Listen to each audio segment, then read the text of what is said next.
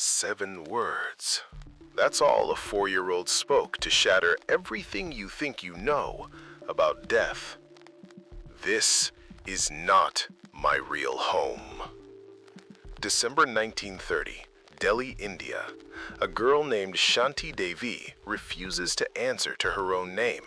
She insists she's someone else, someone who died. And here's where your skepticism should kick in, because what she knew shouldn't have been possible. She named her husband, described her death, led investigators to buried money. You think reincarnation is fantasy? 93 years of investigation say you might be wrong. But here's where it gets strange. Shanti Devi wasn't some attention-seeking child. She was born December 11, 1926, to a middle-class family in Shirawala Mohalla, Delhi.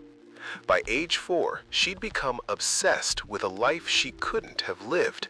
She told her parents her real husband was Kedarnath Chaubey, a cloth merchant living in Mathura, a city 91 miles south of Delhi. She described the yellow house, the temple nearby, the well in the courtyard. Her parents assumed mental illness. Her teachers thought trauma. But no one, not one adult in her life, could explain how a child who'd never left Delhi knew street names in a city she'd never visited. Now, pay attention to this next part. Her parents tried everything: doctors, priests, silence. Nothing worked. Shanti kept describing Lugdi Devi, a woman who died October 4th, 1925, exactly 433 days before Shanti was born. Has this ever happened to someone you know? A child insisting they lived before? Drop a comment. I want to know if you've witnessed anything like this. And this is the detail everyone misses. Her teacher, Pandit Kishanchand, decided to test her. In 1935, he wrote a letter to the address Shanti provided in Mathura. He expected it to return undelivered. It didn't. Kedarnath Chaubey was real. He existed. He'd lost his wife, Lugdi Devi, to childbirth complications in 1925. The yellow house, exactly where Shanti described. The temple, 37 steps from the front door. Swedish author Sture Lönnerstrand documented this case in his 1994 book, I Have Lived Before. He spent years interviewing witnesses. His conclusion? Something unprecedented happened. Kedarnath traveled to Delhi. He brought his child, the child Lugdi had given birth to in 1925. According to 3 separate witnesses, Shanti recognized them instantly. She called Kedarnath his childhood nickname, a name her wife had used, a name he'd never told anyone outside his family. Remember that name. It comes back later. The Times of India covered this story. The All India Radio broadcast it. Within weeks, Mahatma Gandhi himself intervened. He assembled a commission of 15 investigators. 3 were scientists, 2 were lawyers. The rest were political leaders with no horse in this race. This wasn't some fringe investigation. This was the Indian independence movement's most famous leader demanding answers. That's like Eisenhower stopping a war to investigate a ghost story. Before I reveal what they found, what do you think happened? Drop your prediction in the comments. Here's what they don't want you to connect. The commission took Shanti to Mathura on November 24, 1935. 15 investigators watched a 9-year-old navigate streets she'd never walked.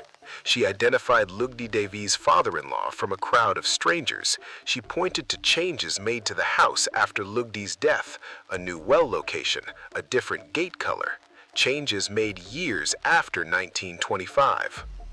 Then, she led them to a buried treasure. According to sworn statements from 3 commission members, Shanti pointed to a corner of the former home. She claimed Lugdi had buried money there. The commission dug. They found buried coins. Kedarnath confirmed that money existed. But here's what haunts investigators to this day. He claimed he'd already found it and moved it. So, whose money did they dig up? Between you and me, this is the part that keeps me up at night. At Zero Settlement, we don't talk without evidence.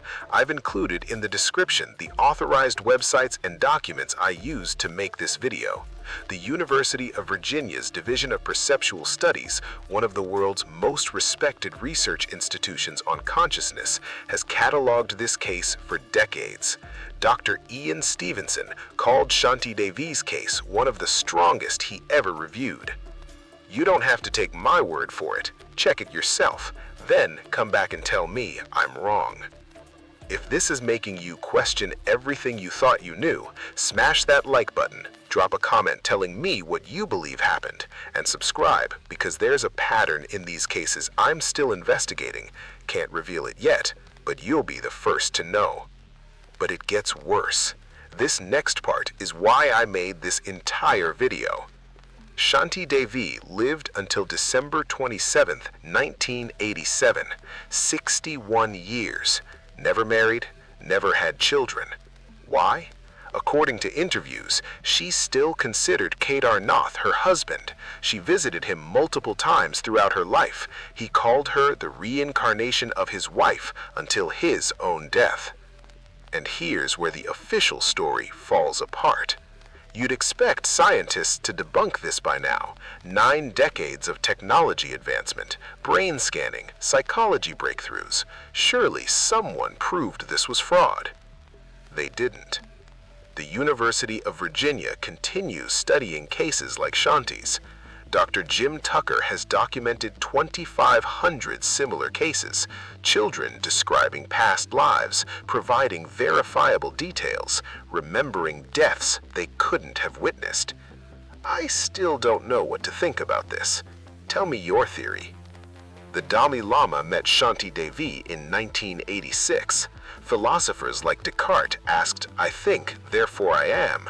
But what happens when a child thinks someone else's thoughts, remembers someone else's death? That question still has no answer. Remember those 7 words, "This is not my real home"? Turns out, that might be the most documented sentence a 4-year-old ever spoke. 15 investigators, 9 decades, 0 definitive explanations. But here's what nobody can explain. If this was fraud, who benefited? Shanti Devi lived modestly, took no money, refused fame. The commission found no motive. So who's really responsible for you never hearing about this?